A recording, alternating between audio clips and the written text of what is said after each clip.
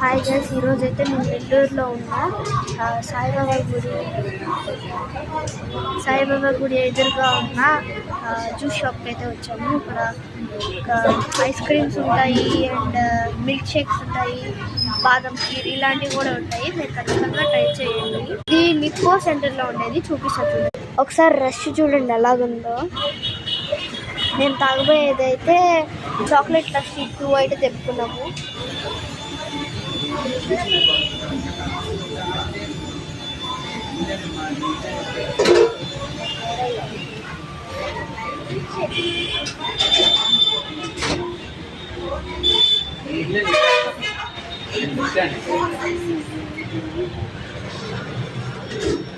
సాయిబాబా గుడి అది.